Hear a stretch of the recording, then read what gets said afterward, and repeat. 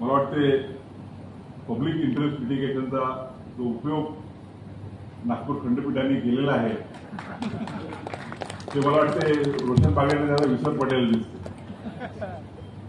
आपल्या हायकोर्टाची डिस्ट्रिक्ट कोर्टाची जी बिल्डिंग असेल त्याकरताही म्हणजे पहिल्यांदा असं झालं की कोर्टाची बिल्डिंग असताना जजेसची आणि वकिलांची संयुक्त अशी कमिटी नेमण्यात आली. आमचे आपले उदय डबले, नितीन तेलकोटे, पारिदास पांडे वगैरे हे त्या कमिटीवरती सहभागी होते आणि बिल्डिंगचं प्लॅन करतानाच त्यामध्ये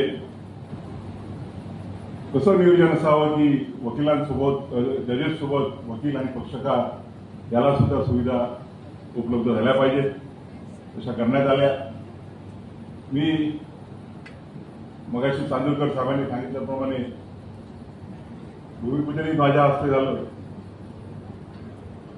त्यानंतर उद्घाटन करण्याची संधी मला मिळाली आणि दोन्ही कार्यक्रमाला पहिल्यांदा ज्यावेळेला मी भूमिपूजन केलं त्यावेळेला गार्डियन जज अतुल चांदूरकर होते आणि ज्युनियर गार्डियन जज होते आणि ज्यावेळेला माझ्या हस्ते उद्घाटन झालं त्यावेळेला ते सिनियर गार्डियन त्यावेळेला दोन्ही कार्यक्रमाला ते आम्ही सोबत होतो.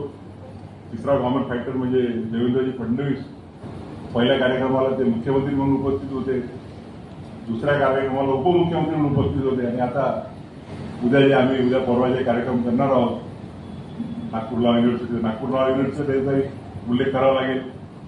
2017 पासून चव्हाण साहेबांनी आणि आम्ही प्रचंड अशी मेहनत घेऊन नागपूर लॉ युनिव्हर्सिटी कशी चांगल्या रीतीनं उभी करता येईल त्या दृष्टीनं प्रयत्न केले. सुप्रीम कोर्टात गेल्यावर सुद्धा मी त्याचा पाठ राहिलो.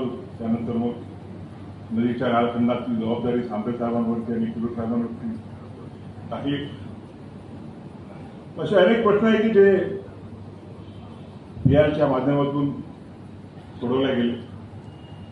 मला आठवतं एकदा मी मुंबईला विजिटिंग घेऊन गेलो होतो आणि जस्टिस देवधर हे नागपूरला आले होते आणि त्यांनी पाहिलं की ह्या हायकोर्ट बार असोसिएशनच्या पीआरमध्ये काय राहिलेलं आहे. ते म्हणाले यात काही नथिंग ठरवायचं but will dispose it of. पण सुधीर पुराणिकांचा फोन आला भूषण ऐसा है कि वो तो कल डिसमिस करने वाले हैं, प्रॉब्लेम हो जाएगा.